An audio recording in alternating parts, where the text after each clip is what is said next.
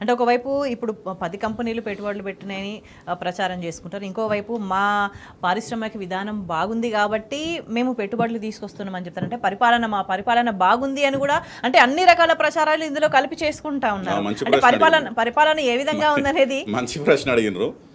మా విధానాలు బాగున్నాయి, మా ఇండస్ట్రియల్ పాలసీ బాగుంది అంటే అనేక నివేదికలు ఫ్రీక్వెంట్ గా వచ్చి వాస్తవాలు బయట పెడుతున్నాయి. అయినా కూడా పొలిటికల్ స్పీచ్ చెప్పడానికి బాగానే ఉంటుంది. ఇప్పుడు ఒకటే సింపుల్ క్వశ్చన్ ప్రేక్షకులకు కూడా. రేవంత్ రెడ్డి గారు ముఖ్యమంత్రి అయింది డిసెంబర్ 7, 2023. Exact 40 days. జనవరి 17 నాడు 2024 అంటే వీరు ముఖ్యమంత్రిగా ప్రమాణ స్వీకారం చేసిన 40 రోజులకు దావోస్కి వెళ్ళినారు గత సంవత్సరం. మరి 40 రోజుల్లో నేను కొత్త ఇండస్ట్రియల్ పాలసీ ఎక్కడ డిసైడ్ చేసి బయట పెట్టినావు, ఎక్కడ నువ్వు అంటే ఆకర్షించే ఇన్నోవేటివ్ ఐడియాస్తోని ఆ కంపెనీలను ఏదైతే చెప్పుకున్నావు 37 వేల కోట్లు వచ్చినాయని చెప్పి ఏ విధంగా వచ్చినాయి, అసలు నువ్వు డిస్కస్ ఎప్పుడు చేసినావు, వాళ్ళ ప్రతినిధులు వచ్చి నిన్నెప్పుడు కలిసిర్రు, ప్రభుత్వ ఉద్యోగాలు అధికారులపై వాళ్ళతోనే ఎప్పుడు సంప్రదింపులు చేసిర్రు, వాళ్ళు ఎప్పుడు ఇంప్రెస్ అయ్యి నీ ఇండస్ట్రియల్ పాలసీకి మెచ్చుకొని వాళ్ళు వచ్చి పెట్టుబడులు పెడతామన్నారు. అంటే కేవలం 40 రోజుల్లో ఇదంతా అయిపోయింది. అది నమ్మాలా ప్రజలు? 37 వేల కోట్లు ఈయన ముఖ్యమంత్రి చూడ కూర్చొని ఈయన కుర్చీలో కూర్చోగానే ఈయన అందాన్ని చూసి వచ్చేసి 37 వేల కోట్లు ఎమ్మెల్యేలు చేసుకున్నట్టు నమ్ముదామా? అంటే ఇక్కడే క్లియర్గా అర్థమైపోతుంది కదండి, ఇది వీళ్ళు ఇండస్ట్రియల్ పాలసీ కాదు, అసలు ఇప్పటి వరకు పాలసీ పారాలిసిస్. తెలంగాణ రాష్ట్రంలో 2014 నుంచి ఇప్పటివరకు మీరు చూస్తే లాస్ట్ 1 ఇయర్, నేను చెప్పడం కాదు, వెళ్ళి ప్రజలని కామన్ పీపుల్ని మామూలుగా దారిలో వెళ్ళేటప్పుడు ఎవరిని అడిగిన, ఎవరిని కదిలిచ్చిన, ఒక ఆటో డ్రైవర్ని కానివ్వండి, ఒక క్యాబ్ డ్రైవర్ని కానివ్వండి, మనకు ఒక టీ షాప్లో ఛాయ్ సర్వ్ చేసే వారిని కానీ, బూతులు మాట్లాడుతున్నారు. బూతులు పక్కన పెట్టండి, అది బయట సోషల్ మీడియాలో చాలా వచ్చినాయి. ఒకటే మాట్లాడుతున్నారు, ఇంకా 4 సంవత్సరాలు ఎట్లా భరించాలి ఈ ప్రభుత్వాన్ని. ఇదంతా విధ్వంసం, అంటే డిస్ట్రక్షన్ జరిగింది. హైదరాబాదే కాదు, యావత్ తెలంగాణ. గతంలో వీళ్ళు ఏం చెప్పినారు, హైదరాబాద్ పాజిటివ్గా లేకుండే మాకు, అంత రూరల్ తెలంగాణ బాగా పాజిటివ్గా మాకు సపోర్ట్ చేసింది కాబట్టి మేము అధికారంలోకి వచ్చినామని చెప్పినారు.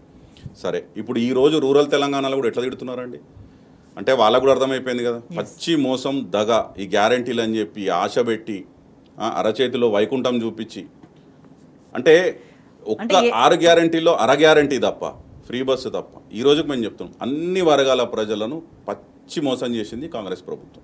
ఇది 1 ఇయర్లో అర్థమైపోయింది.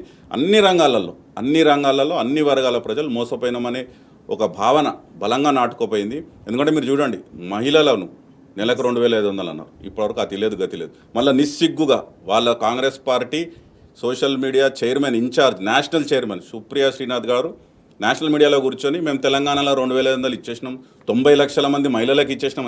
అంటే ఈ 90 లక్షల మంది మహిళలు నంబరు 2500 ఇచ్చేసినాం అంటే అబద్ధాలు, అంటే తప్పుడు ప్రచారాలు. అంటే రాష్ట్ర స్థాయిలో సోషల్ మీడియా వాళ్ళ హ్యాండిల్స్లో కాకుండా జాతీయ స్థాయిలో కూడా ఇవే తప్పుడు ప్రచారాలు చేసి ఇవే అబద్ధాలు ప్రచారం చేస్తున్నారంటే ఇప్పుడు ఢిల్లీ ఎలక్షన్స్ ఉన్నాయి, అంటే ఢిల్లీలో ప్రజలను కన్ఫ్యూజ్ చేయాలి. అంటే తెలంగాణలో వీళ్ళు ప్రతి మహిళకు 2500 ఇచ్చేసినారు 90 లక్షల మంది మహిళకి. అంటే కేవలం ఎన్నికల కొరకు ఎంతవరకు అన్న పోతారు, ఎన్ని అబద్ధాలను ఆడతారు అనేది తార్కాణం. ఎందుకంటే ఇప్పుడు ఢిల్లీలో ఎక్కువ మంది చదువుకున్న వాళ్ళు ఉంటారు, కొద్దిగా విజ్ఞతతో ఆలోచించే వాళ్ళు ఉంటారు. వాళ్ళ దేశంలో కాంగ్రెస్ పార్టీ అధికారంలో ఉన్నది కేవలం 3 రాష్ట్రాలు, హిమాచల్ ప్రదేశ్, కర్ణాటక, తెలంగాణ. వీళ్ళు తెలంగాణ గురించి అక్కడ పోయి ప్రచారం చేస్తున్నప్పుడు వాళ్ళకి అనుకోరా? వాళ్ళు చదువుకున్న వాళ్ళు చూస్తారు కదా తెలంగాణలో నిజంగా ఈ పథకం అమలైందా లేదా అని. ఇప్పుడు కాంగ్రెస్ పార్టీ ఈ రేవంత్ రెడ్డి గారు మహారాష్ట్రపై ఇదే చెప్పినారు, మేము 6 గ్యారంటీలు అమలు చేసేసినాం, బ్రహ్మాండంగా నడుస్తుంది తెలంగాణలో, మాకు ఇక్కడ అధికారం ఇవ్వండి, ఇక్కడ గ్యారంటీలకు నేను హామీ అన్నాడు. ఏమైంది మహారాష్ట్రలో? అంతకుముందు హర్యానా పోయినారు, హర్యానా ఎన్నికల్లో అదే చెప్పినారు. ఏమైంది హర్యానా రిజల్ట్? ఈరోజు ఢిల్లీకి పోయి ఢిల్లీలో కూడా అదే అబద్ధాలు చెప్పొచ్చు. అంటే తెలంగాణ ప్రజలు చైతన్యవంతులు, తెలంగాణ సమాజం చైతన్యవంతమైందని అందరికీ తెలుసు. అంటే ఎంత చైతన్యవంతమైందంటే ఇప్పుడు మేము కాంగ్రెస్ వల్ల, ప్రభుత్వం వల్ల మేము మోసపోయినాము, మీరు మోసపోకండి.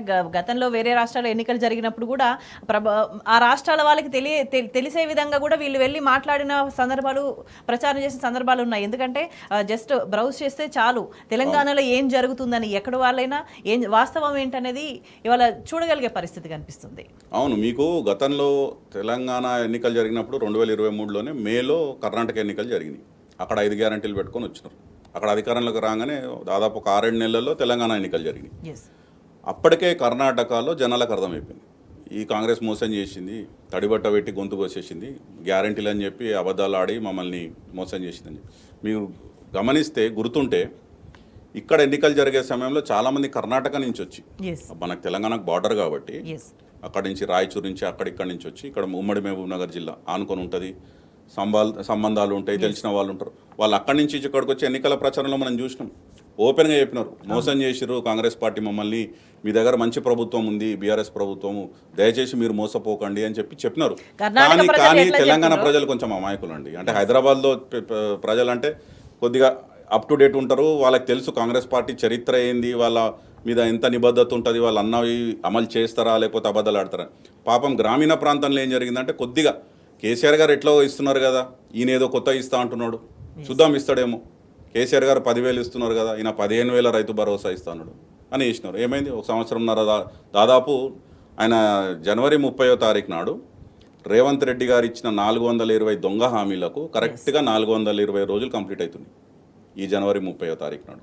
రైట్. ఈ 420 రోజుల్లో 420 హామీలన్నీ దొంగయే బూటకమని ప్రజలకు అంటే అర్థమైపోయింది. సేమ్ ప్యాటర్న్ మళ్ళీ మహారాష్ట్ర ఎలక్షన్ టైంలో మళ్ళీ రిపీట్ అయింది. కర్ణాటక ప్రజలు తెలంగాణకు వచ్చి ఎట్లయితే మేము మోసపోయినా మీరు అప్రమత్తంగా ఉండండి అని ఎట్లా చెప్పిండ్రు, మళ్ళీ మహారాష్ట్ర ఎలక్షన్స్ అయినప్పుడు ఇక్కడ ఎవరెవరైతే ఉన్నారో తెలంగాణ నుంచి ప్రజలు వాళ్ళు అక్కడ కూడా వెళ్ళి మాట్లాడిన పరిస్థితి. అంటే ప్రజలే స్వచ్ఛందంగా పోయి మీరు మోసపోకండి అని చెప్పే స్థాయికి కాంగ్రెస్ దిగజారిపోయిందని భావించాలా? 100%. ఎందుకంటే మీకు తెలంగాణకు మహారాష్ట్రకి చూస్తే దాదాపు 1000 కిలోమీటర్ల బార్డర్ షేర్ చేసుకుంటాయి రెండు రాష్ట్రాలు. అంటే చాలా జిల్లాలు, అటు నాందేడ్ కానివ్వండి, యావత్మల్ కానివ్వండి, చంద్రపూర్ జిల్లాలు కానివ్వండి, ఇవన్నీ మహారాష్ట్ర బార్డర్లో ఉన్నటువంటి మనకు ఆదిలాబాద్ దగ్గర, అక్కడ నిజామాబాద్ దగ్గర చాలా ఉంటుంది రిలేషన్. కానీ ఇక్కడ వాళ్ళు అక్కడ పోవడం, వ్యాపార రీత్యా కానీ లేకపోతే పెళ్ళిళ్ళు సంబంధాలు అటు ఇటు ఉంటాయి, కార్యకలాపాలు ఉంటాయి. కాబట్టి ఇప్పుడు మహారాష్ట్రలో దెబ్బతిన్నది కాంగ్రెస్ పార్టీ అంటే డెఫినెట్గా తెలంగాణలో ఇక్కడ ప్రజలను మోసం చేసిర్రు, ఇక్కడ ప్రజలని నయవంచన చేస్తున్నారు అనేది మెసేజ్ అక్కడికి వెళ్ళిపోయింది, మహారాష్ట్రలోకి వెళ్ళిపోయింది. మహారాష్ట్ర ప్రజలు కూడా అక్కడ కూడా కొద్దిగా ముంబై లాంటి నగరం కానివ్వండి, పూణే లాంటి నగరం కానివ్వండి, నాసిక్ లాంటి నగరం అంటే అక్కడ కూడా వాళ్ళు విజ్ఞతతో ఆలోచించే వాళ్ళే ఉంటారు, వాళ్ళకి తెలుసు తెలంగాణలో ఏం జరుగుతుందో. అదే మహారాష్ట్రలో జరిగింది. రేపు ఇదే గ్యారంటీలు నమ్ముకొని ఢిల్లీలో కూడా ప్రజలను మోసం చేయాలనుకుంటున్నారు. ఢిల్లీలో కూడా వీళ్ళకి అనుకూల తీర్పు రాదు. డెఫినెట్గా 110% రాహుల్ గాంధీ గారికి ఇదో పెద్ద చెంపదెబ్బలాగా ఢిల్లీ రిజల్ట్ కూడా రాబోతుంది ఇంకో 15 రోజులు.